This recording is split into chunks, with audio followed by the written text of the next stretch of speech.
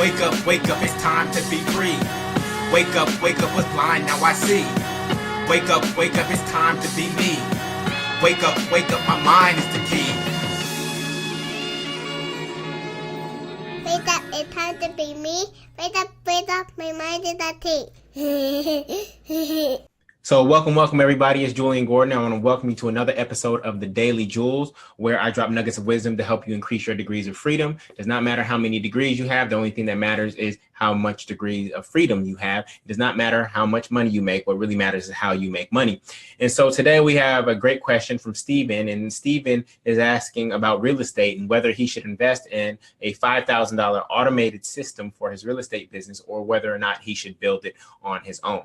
And so Stephen, this is a great question, and where I would start in terms of thinking about this question, I'll start with my own story that I just recently did that I think will help you. So I have an Airbnb business in New Orleans, and obviously I don't live there. I am actually in Brooklyn, New York, and when I think about building a business, I actually always want to build it from a place of me not having to run it. Whether there are processes that are actually running automatically or people who are running those processes, anytime I'm envisioning and building a business, with the exception of my personal brand-based business, I always want to envision it and build it without me actually having to be active in the business. Why? Because your time is your most valuable resource. We don't know how much of it we have left. It could go just like that. And so it is actually precious. And so there are a couple ways that I would approach what you're talking about and how I would make that decision for myself. So in New Orleans, everything is pretty much automated with the exception of some Airbnb messages because Airbnb isn't hooked up with Zapier. And Zapier is a technology that allows you to use APIs to get all of the technologies that you might be using in your business to talk to one another, okay? So for instance, I could do a Zap between Infusionsoft and ClickFunnels. I could do a Zap between PayPal and Infusionsoft. I could do a Zap between Teachable and ClickFunnels, right? Those things used to have to be done manually, right? And they would just add up in my to-do list, and I would be doing a lot of busy work without building the business.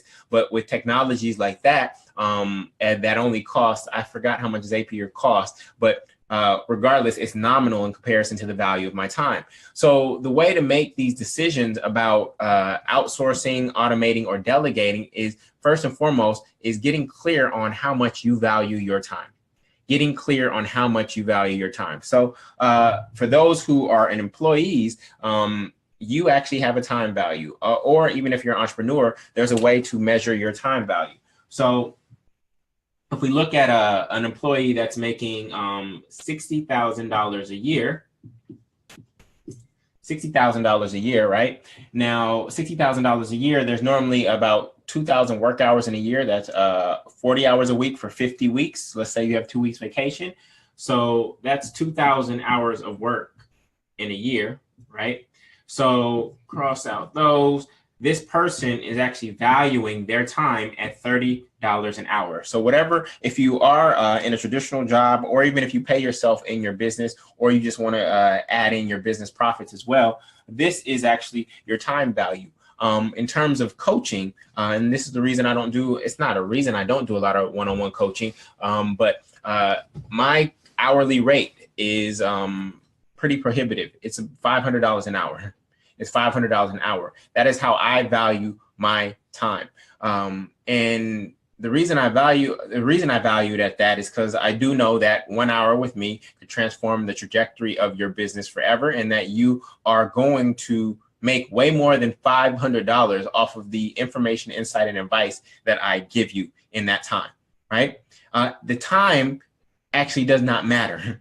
It could actually only take me 2 minutes to give you a thought, idea, or strategy that transforms your business, right? But this is how I charge in terms of my time. So in comparison to this, $30 an hour, I value myself at $500 an hour, and I can actually go out in the market and command that if I desire to do one-on-one coaching, which I don't do too much of. This is why I wrote the book, Done with One-on-One Coaching, okay? But it's really just important for you to know that number. Now, you may think your time is more valuable than it actually is, but for people who are employees, they're selling their time at wholesale prices, right? When you go to Costco, you get a lot, and you're buying wholesale, so you get 6 big jars of ketchup for $10. Whereas if you go to the grocery store and you just get one, right, it's going to cost you $8. So oftentimes employees are selling their time to their employer at wholesale prices. $30 an hour is not a lot. And if I really asked you to think about how else could I make $30 an hour without it being confined to a job, I think you could be creative enough to figure that out. And I believe that you have the skill set to do that. So you have to know this number. The reason this number is important is because now let's just say in your personal life, you're thinking about doing the garden on your lawn or your garden on a Saturday, right? And for you to do the gardening, that's going to take, let's say 4 hours, right? That's going to take you 4 hours. Now, a lot of people, the way they think about this is like, oh, I'm a penny pincher, right? And if I can do it, then I should do it. And my belief is that if you can do it, if someone else can do it, then you shouldn't do it.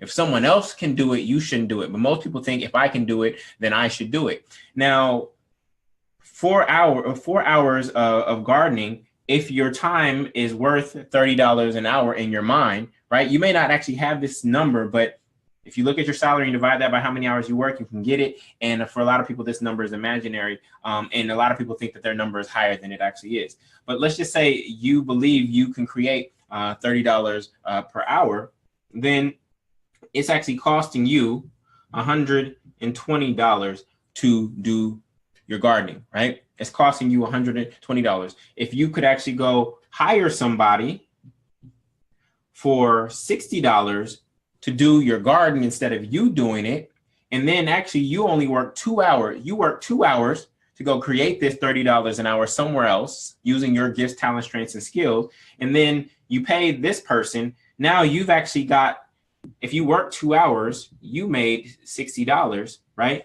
So this is how you start saving and creating time. This is how you start saving, creating time, because you actually went out and earned this, right? You paid the gardener this instead of you giving up 4 hours of time thinking you're not paying anything, right? But the reality is that you could have gotten somebody else to do that for cheaper. The problem for most people who are trapped in the salary type job, right? I think that a salary is actually slavery, is that most people don't know how to make money outside the context of a job. Most people don't know how to make money on a Saturday. Most people don't know how to make money on a Sunday, right? So they feel limited in terms of this. And this is why people spend their weekends doing all these things around their home, or running errands, or not paying for technology, not using Fresh Direct to automate your groceries, not using Amazon Prime. People end up trying to do all these things to save money, but what they're losing is time. So when I come to Stephen's question around, should I pay $5,000 to automate my real estate business? The question is, how valuable is your time to you, right? If it's a one-time payment, and if it's a one-time $5,000 payment, and you value your time at $250 per hour, then basically that's basically saying, look, that's going to be 20 hours of my time. That's going to be 20 hours of my time. I could work for 20 hours. I can go create this for 20 hours and then never have to do anything else again, because this automated system is going to do it. Now, the only thing I would tell you different, Stephen, is if you are going to create this system on your own and then start selling it to other people for $5,000, then I would say actually go invest in it. Go invest in it if you're going to create a system that you're going to sell that's for $5,000 that's going to compete.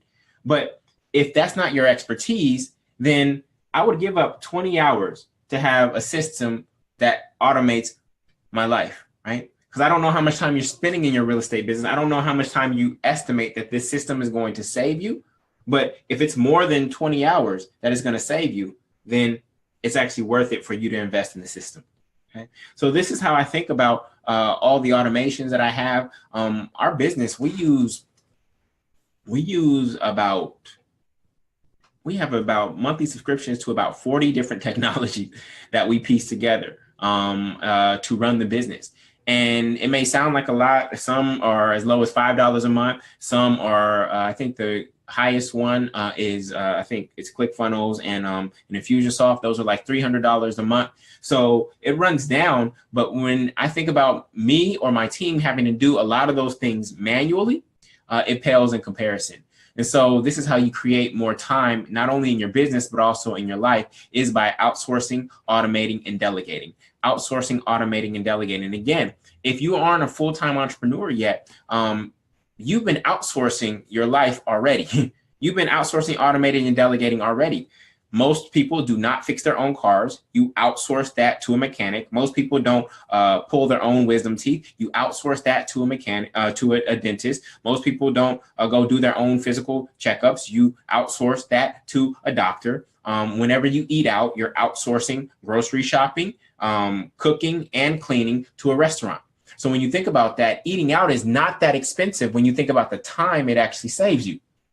Right. So let's just do a quick analysis. A lot of people are like, oh, don't eat out. You should actually go cook. Right. So let's say you wanted to go to an Italian restaurant, and that's going to cost you and your significant other $60 to go out to that Italian restaurant. Or you could go get the ingredients to make spaghetti at home for maybe $10. Right. But then the Italian restaurant, all you have to do is show up, sit down, order.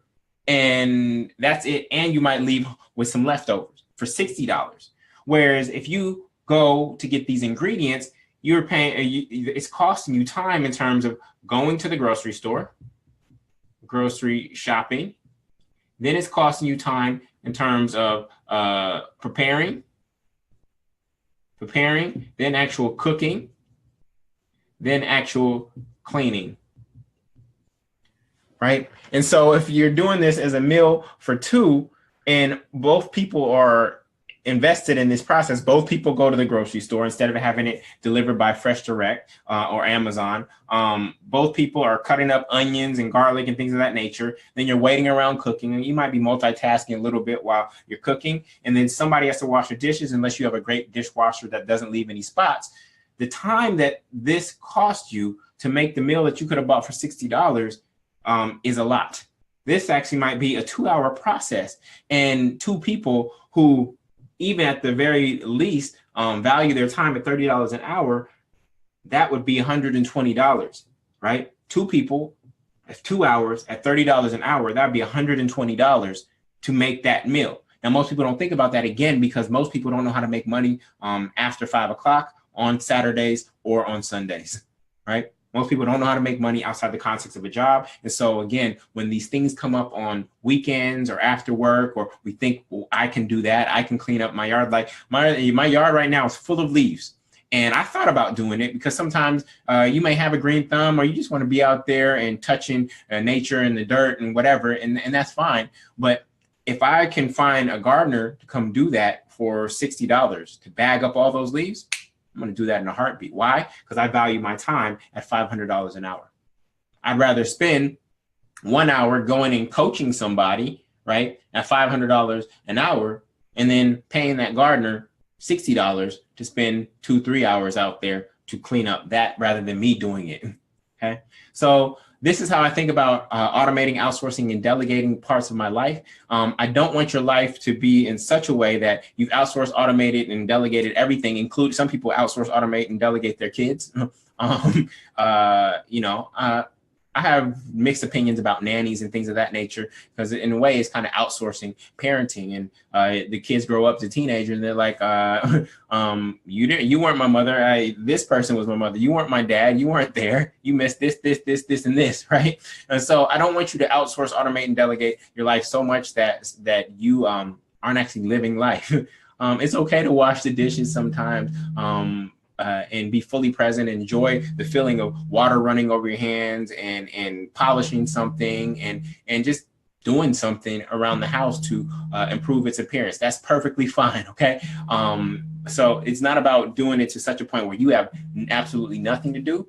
But if there are opportunity costs, because you could actually be creating more value in the world and giving your gift to the world, then anytime the value of you spending time contributing your gift to the world is greater than what it would cost you to outsource, automate, and delegate that thing, then I would pass that on to somebody else whose purpose that is, who actually loves gardening, who actually loves cooking, somebody who loves painting your room, somebody who actually loves that, who is skilled at it. Because a lot of people think they're amateurs, and we live in this DIY culture where you're like, oh, I can do that.